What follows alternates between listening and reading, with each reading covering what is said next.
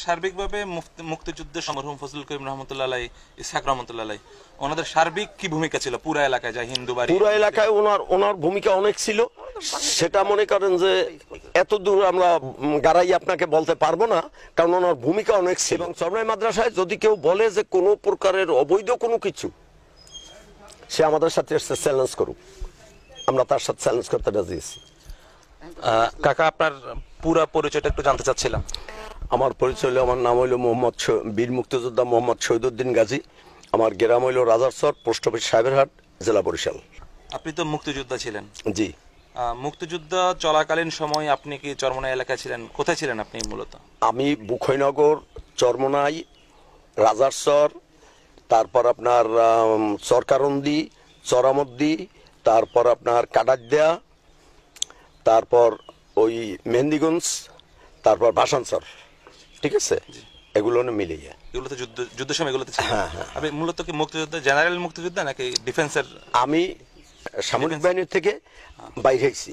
আমি বাইরে হয়েছি আপনার 23 তারিখ রাত্রে খায়েরতলার মধ্যে আমরা ক্যান্টনমেন্টের ভিতরে ইন হয়েছি, যশোর ক্যান্টনমেন্ট।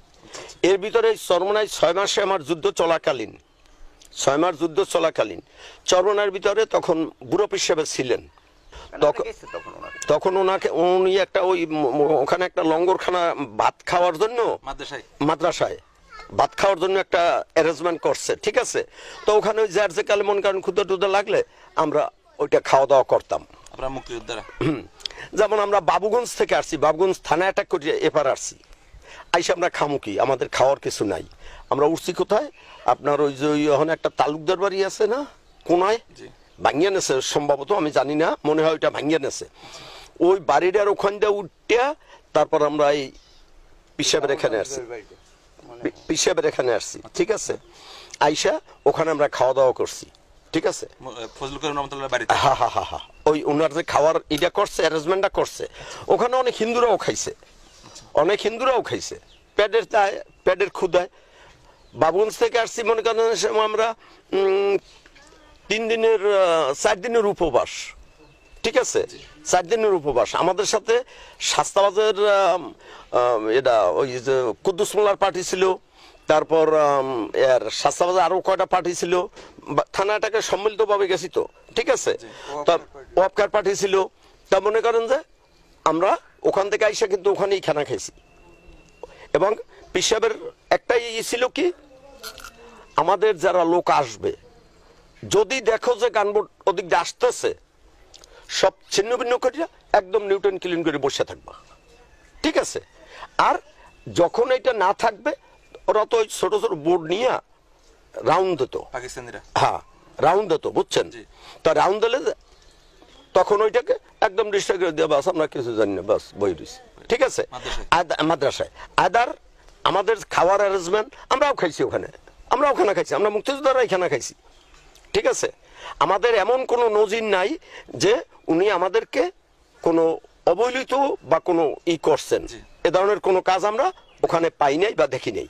আচ্ছা, এমনিতে সার্বিকভাবে মুক্তিযুদ্ধের সময় মরহুম ফজলুল করিম রহমতুল্লাহ আলাই, ইসহাক রহমতুল্লাহ আলাই, ওনাদের সার্বিক কি ভূমিকা ছিল পুরো এলাকায়, যা হিন্দু বাড়ি পুরো এলাকায় ওনার ভূমিকা অনেক ছিল। সেটা মনে করেন যে এত দূর আমরা গাড়াই আপনাকে বলতে পারবো না, কারণ ওনার ভূমিকা অনেক ছিল। এবং পিসাবের এমন কোনো অ্যাক্টিভিটিস ওখানে নাই যে সে আমাদের সাথে কোনো বিরোধিতা বা কোনো কিছু করা, এটা সে করে নাই। বরঞ্চ আমাদেরকে সহযোগিতা যতদূর প্রয়োজন, মৌখিক ভাষায় হোক বা বুদ্ধিতে হোক বা কোনো গায়ের ইসে হোক, সেটা সে আমাদেরকে করছে, মুক্তিযোদ্ধাদের করছে। এটা আমরা অস্বীকার যাইতে পারবো না। যারা সংখ্যালঘু ছিল হিন্দু পরিবার, ওদের কি পরিস্থিতি ছিল? সংখ্যালঘু যারা ছিল, যেদিন যে জমাদার বাড়ি ওই পর্যন্ত পড়তে আইছে, ম্যাক্সিমাম হিন্দুই তো তখন দৌড়িয়ে মনে করেন এদিকে আসছে, সবই ওই মাদ্রাসায় আশ্রয় নিয়েছে, মাদ্রাসায় খাইছে, ঠিক আছে। আর তো কোথাও আশ্রয় নেওয়ার জায়গা নাই। যখন হিন্দুরা আশ্রয় নিয়েছিল, তখন কি মরহুম শহীদ ইসহাক রহমতুল্লাহ, ফজলুল করিম রহমতুল্লাহ, ওনারা হিন্দুদেরকে ধর্মান্তরিত করার কোন চেষ্টা বা না না না না না না না না না না না, আপনার ধর্ম আপনি করছেন, আমার ধর্ম আমি করি। বরঞ্চ একটা কথা সে বলছিল ওখানে যে শোনেন, এখানে কোনো ধর্মের কোনো ভেদাভেদ নাই। যদি আপনারা এই ভেদাভেদটা মনে না করিয়া কিছু মনে না করিয়া যদি এখানে সাইডে খাইয়ে নেন খুশি হব, ঠিক আছে? এভাবে কইছে। হ্যাঁ, এটা সে বলছে, ঠিক আছে? এবং হিন্দুরা খাইছেও, জি। আমাদের সাথেই তো অনেক লোকে খাইছে। আপনারা মুক্তিযোদ্ধা পরিবারের সন্তান আপনি, এবং আপনি একজন মুক্তিযোদ্ধা, তাছাড়া আরো যারা মুক্তিযোদ্ধা আছে চরমানি ইউনিয়নে, সবার বক্তব্য অনুযায়ী যেটা বোঝা যায় যে মুক্তিযুদ্ধ চলাকালীন মরহুম ফজলুল করিম রহমতুল্লাহ আলাই, ইসহাক রহমতুল্লাহ আলাই, ওদের পরিবারটা মুক্তিযোদ্ধার পক্ষে ছিল। কিন্তু এখানে একটা কথা থাকে যে কিছু কিছু লোক বাহিরের, আপনাদের চরমানি এলাকার না, বাইরের লোক, ওরা মরহুম ফজলুল করিম রহমতুল্লাহ আলাইকে রাজাকার বলতে চাচ্ছে। এইটা যারা বলে, আমি তো এক কথাই বললাম, তার মানে কি আপনি নিজে রাজাকার ছিলেন, সেই জন্য ওনাকে রাজাকার বলতেছেন। কথাটা বুঝতে পারছেন? যে আমি তো গেল আছি তো এরাও নিয়ে লই, ঠিক আছে? কিন্তু আয়দার দেখা গেছে এইটা আমাদের চরমনাই ইউনিয়নে আমরা আর্মির ছিলাম 19 জন, আচ্ছা, সেনাবাহিনীর ছিলাম 19 জন।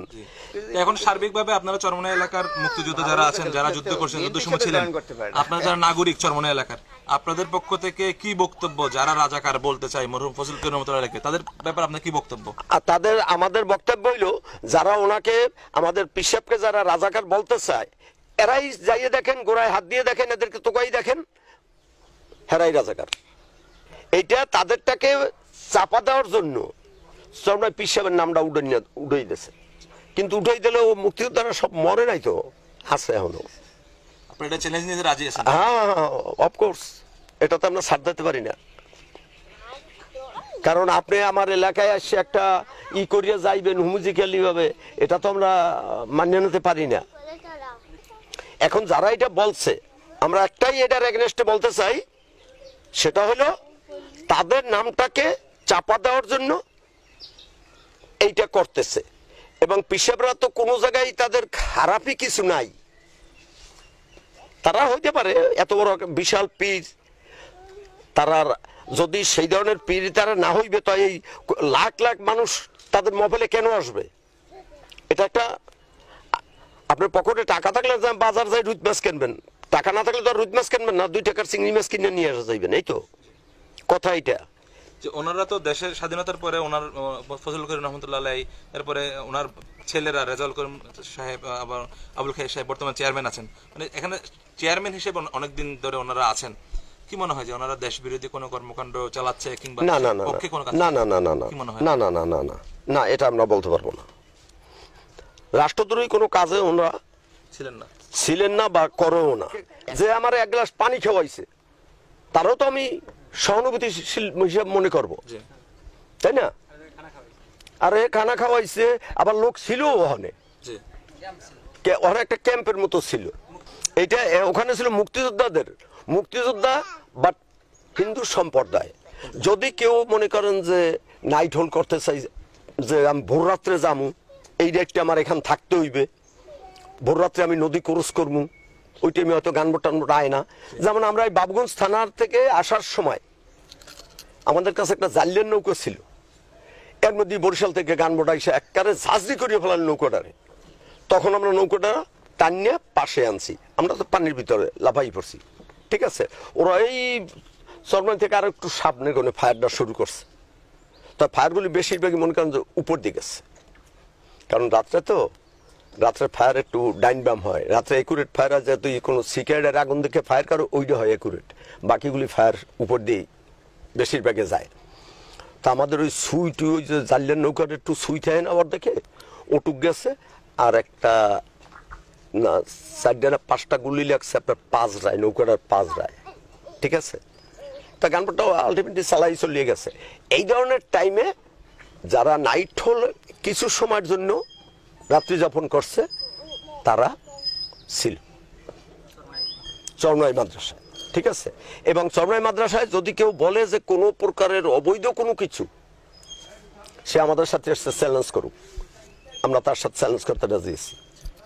এবং যুক্তিযুক্তভাবে দেখাইতে হইবে। আমি তো এক কথা বললাম, আপনি শূন্য মুসলমান, আমি দেখে মুসলমান, হ্যাঁ, তাহলে আপনি আমার কিভাবেই করবেন, টালাইবেন, পারবেন না। এটা মনে করেন যে তখন তো যেমন সবেদ আলমী সাহেবে, হামেদ মৌলভী, এসাক মৌলানা সাহেব, তারপরে মান্নান মৌলানা সাহেব, এগুলো তো তখন জানু পেলেন না, জি ঠিক আছে। এবং তারা তো সব মাথা আলা লোক, কিন্তু কেউ কেউ ছাড় দিত না যদি এই ধরনের অ্যাক্টিভিটিস হইতো, জি ঠিক আছে। তাহলে সরমনাই ওই সময় মিরেই ফেলাইতো, কারণ সরমনাই আমাদের ফেভারে ছিল, জি আপনাদের ফেভারিট চরমনাই মুক্তিযোদ্ধাদের ফেভারে ছিল, এটা আমরা 100% বলবো। আমি তো খাইছি, আমি না খাইয়ে একজনের নাম মিথ্যা তো বলবো কেন, এটা তো প্রশ্নই আসে না। হ্যাঁ অবশ্যই, জি কাকা আপনাকে ধন্যবাদ। ধন্যবাদ।